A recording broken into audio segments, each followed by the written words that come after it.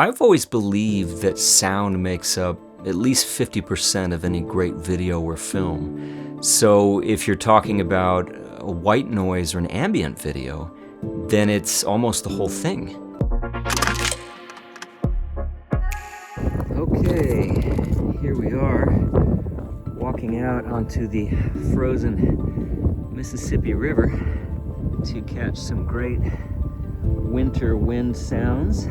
I think that my channel is unique because, I may put out a video of wind going through a snowy graveyard one week, and then, the next week I'm doing like an 80s vaporwave compilation. Basically, I just love sound.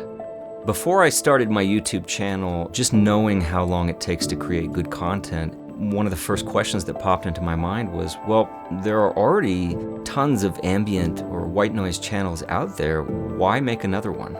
And I just kept coming back to this idea that despite the fact there were thousands of videos already out there, some of my favorite sounds that I love listening to just weren't available on the platform. People were putting out a lot of rain videos or wind content or very common sounds, but I couldn't find hyper-specific sounds that I loved, such as the sound of wind going through pine trees. Anyone who knows that sound knows that it's a very specific sound. And so that was one of the first videos I made, and then I just went from there.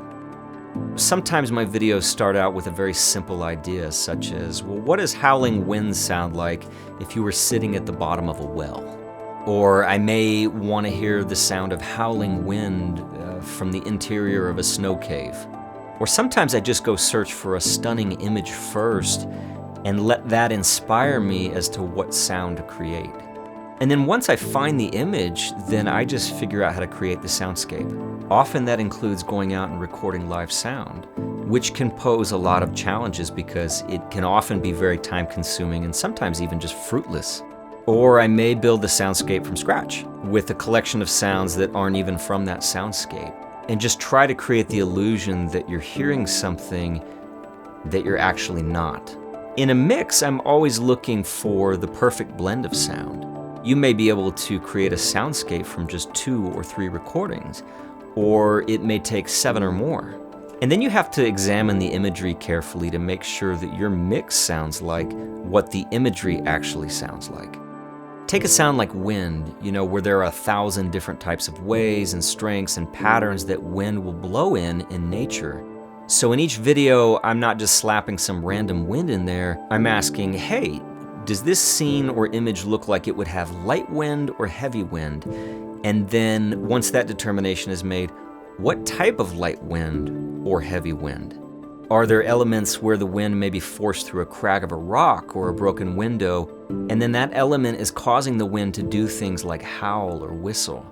And is it a loud or a soft howling? What does a low howling wind sound like going through an abandoned 5,000 square foot building versus a cottage in Scotland, for example? The editing process is challenging and can take hours on most videos.